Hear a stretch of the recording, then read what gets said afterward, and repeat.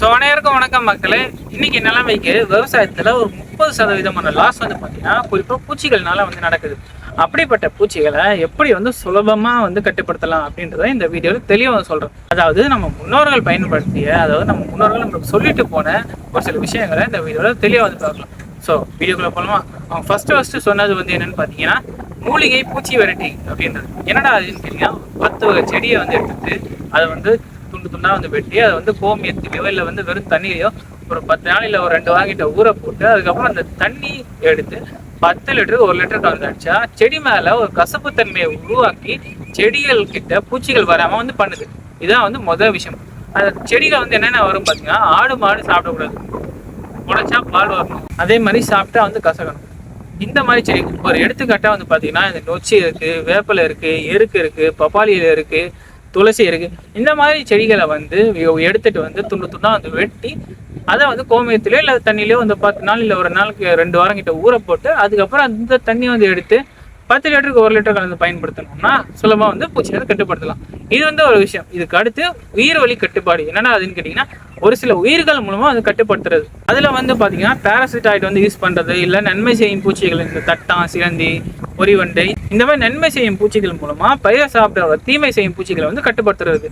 இதுதான் இது வந்து பாத்தீங்கன்னா உயிர் வழி கட்டுப்பாடு. அதுவும் இந்த பூச்சிகள் மட்டும் இல்லாம பறவைகளும் வரும், பாம்புகளும் வரும். ஏன்னா இதெல்லாம் வந்து பாத்தீங்கன்னா பூச்சியை மட்டும் இல்லாம எலியும் பிடிச்சி சாப்பிடுறது. அது மட்டும் இல்லாம ஆந்தை இருக்கு இல்லைங்களா, ஆந்தை வந்து குறிப்பா இனப்பெருக்க காலத்துல மட்டுமே 600 to 800 எலி வந்து பிடிச்சி சாப்பிடும். அது மட்டும் இல்லாம பூச்சிகளையும் பிடிச்சி சாப்பிடும்.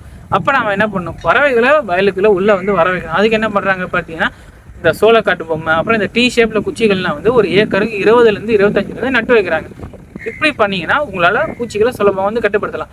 இது வந்து ஒரு விஷயம். இப்போ அதுக்கு அடுத்து வந்து பாத்தீங்கன்னா பயிர் வழி கட்டுப்பாடு. அதாவது ஒரு சில பயிர்களை வந்து மெயின் பயிரோட ஊடு பயிராக நீங்கள் வந்து போடுறதுனால உங்களால் வந்து நோயை வந்து கட்டுப்படுத்த முடியும், பூச்சிகளையும் உங்களால் கட்டுப்படுத்த முடியும். எப்படின்னு கேட்டிங்கன்னா இதுக்கு ஒரு நல்ல எடுத்துக்காட்டு சொல்லணும்னா தக்காளி, வாழை வந்து இருக்குது இல்லைங்களா, ரெண்டுத்துக்குமே ஊடு பயிராக செண்டு மல்லி வந்து போடுங்க. செண்டு மல்லி போடுறதுனால ரெண்டுத்துலையுமே வந்து வேர் அழுகல் நோய், ரூட் ராட் டிசீஸ் வந்து சொல்லுவாங்க, அது வந்து கட்டுப்படுத்தலாம்.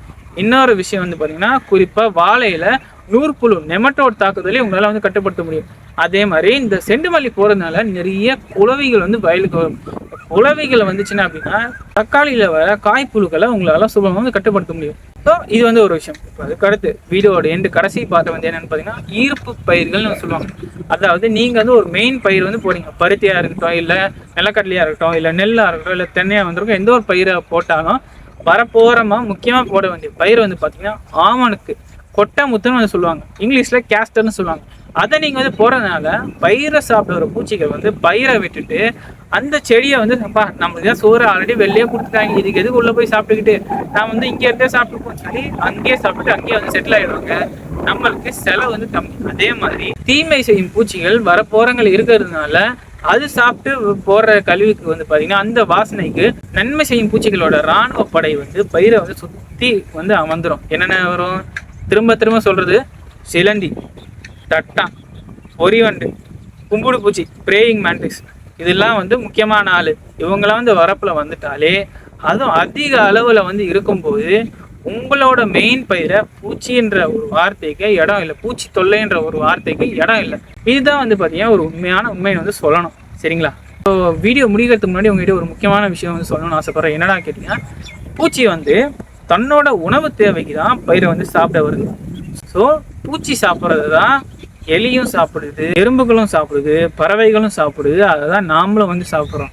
ஸோ அப்போ இது வந்து ஒரு பொதுவான ஒரு விஷயம். இது வருதுன்னு சொல்லி பூச்சிக்கொல்லியை அடித்து பூச்சியை சாகடிச்சு எந்த ஒரு உயிருமே சாப்பிட முடியாத மாதிரி பண்ணி கடைசியில் அதை சாப்பிட்டு நம்மளுக்கும் உடல் உறுப்புகள் நிறைய குறைபாடுகள் வந்து வர ஆரம்பிச்சிருச்சு.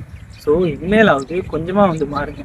ஸோ இப்படி நிறைய வழிகளை வந்து இருக்குது பூச்சிகளை கட்டுப்படுத்தி. இதெல்லாம் விட்டுட்டு கெமிக்கலுக்கு போனீங்கன்னா உங்கள் விதி, உங்கள் உசுரை எவனாலையும் காப்பாற்ற முடியாது, நீங்களே உங்களுக்கு கொல்லி வச்சுக்கிற மாதிரி தான். இதுதான் வந்து உண்மை. ஸோ அப்போ பூச்சிகளுக்கு தேவையான சாப்பாட்டை வயலோரங்களே கொடுத்துட்டு அங்கேயே அதை தங்க வச்சுக்கிட்டு இந்த பயிரை வந்து காப்பாற்றிக்கிட்டு நல்ல மகசூல் வந்து எடுத்துக்கிட்டு ஜம்முன்னு இருங்க. இந்த தகவல் வந்து உங்களுக்கு கண்டிப்பாக யூஸ்ஃபுல்லாக இருக்கும். இந்த வீடியோவை மறக்காமல் எல்லாருக்கும் ஷேர் பண்ணிவிட்டு என் சேனலை மறக்காமல் சப்ஸ்கிரைப் பண்ணுறேன். நன்றி.